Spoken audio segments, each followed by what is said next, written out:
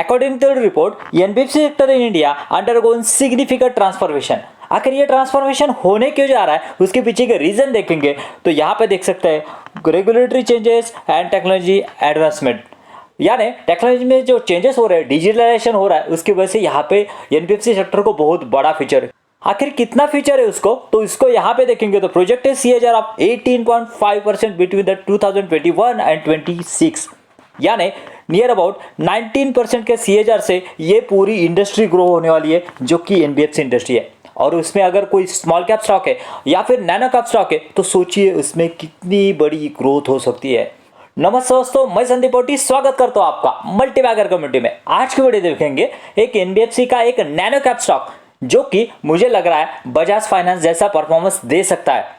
इसमें देखेंगे क्या है उसके ग्रोथ ड्राइवर्स, आखिर क्या क्या चेंजेस हो रहे हैं, क्या है इसका बिजनेस मॉडल, और उसके साथ साथ देखेंगे कि कैसे ये हमें मल्टीबैगर रिटर्न बना के दे सकता है।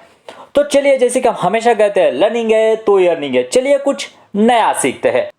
दोस्तों, इसके बिजनेस की बात की जाए तो ये फाइनेंस करती है किसके लिए? For buying the bus, trucks, cars और पैसेंजर व्हीकल्स। ये बाय करने के लिए, यानी कमर्शियल व्हीकल बाय करने के लिए ये क्या करती है, यहाँ पे फाइनेंस करने का काम करती है। उसके साथ साथ देखेंगे तो financing for the purchasing machinery, plants, उसके बाद में फिक्चर, एग्रीकल्चर मशीनरी, यानी किसानों का अगर कोई औजार वगैरह खरीदी करने या फिर ट्रैक्टर वगैरह खरीदी करने, उसके लिए ये फाइनेंस करने का काम यहाँ पे करती हुई दिख रही है।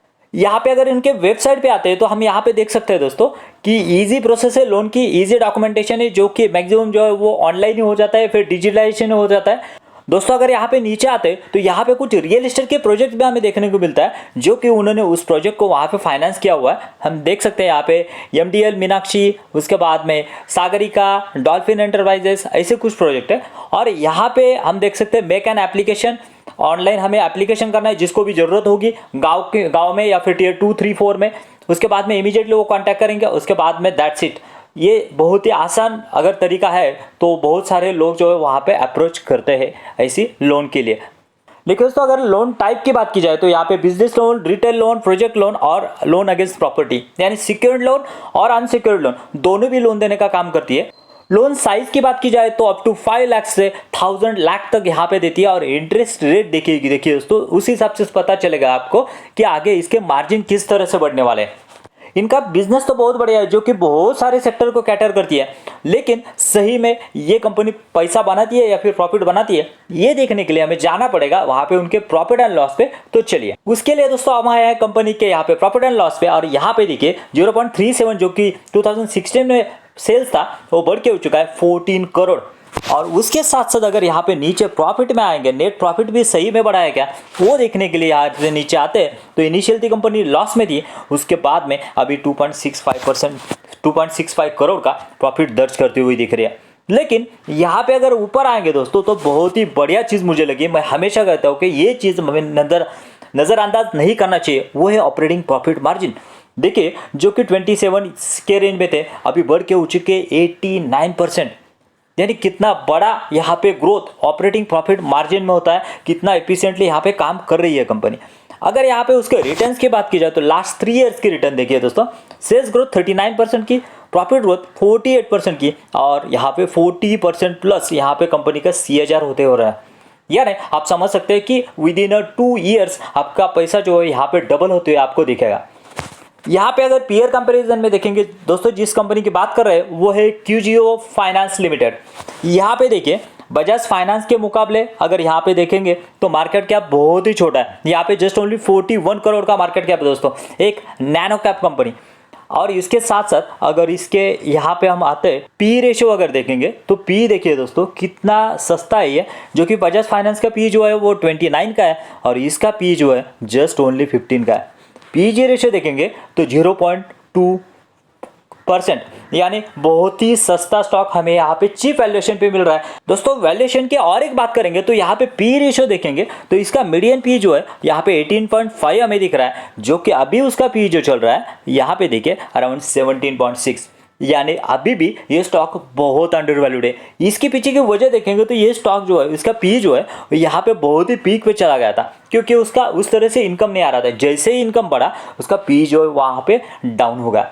उसके बाद में दोस्तों यहाँ पे एक बहुत इंटरेस्टिंग चीज़ है मुझे दिखाना है, जो कि फाइनेंस कंपनियां होती है या फिर फाइनेंस जो एनबीएफसी होती है उनके ऊपर बहुत ज़्यादा डिप रहता है। यहाँ पे अगर देखेंगे तो ये कंपनी के ऊपर यहाँ पे बोरिंग्स देखिए, बोरिंग्स 0 है, यानी आपको बहुत कम कंपनियां यहाँ पे मिलेगी ऐसी एनबीएफसी या फिर बैंक कि जिसका बोरिंग जो है वो 0, यानी अपने पास जो प्रॉफिट है वही डिस्ट्रीब्यूट कर रही है और उससे ही यहाँ पे मुनाफा कमा रही है। और उसके आगे इसमें अगर रिजर्व देखेंगे तो अच्छे खासे रिजर्व हमें यहाँ पे दिख रहे हैं। दोस्तों इसके बाद में हमें देखना पड़ेगा कि शेयर होल्डिंग पैटर्न में क्या है, क्योंकि बहुत सारे ऐसे छोटे स्टॉक में या फिर छोटी कंपनियों में प्रमोटर अपना हिस्सा लेके भाग जाते हैं और पब्लिक के गले में बहुत सारा माल जो है उतार देते हैं। लेकिन इस स्टॉक में ऐसा नहीं है।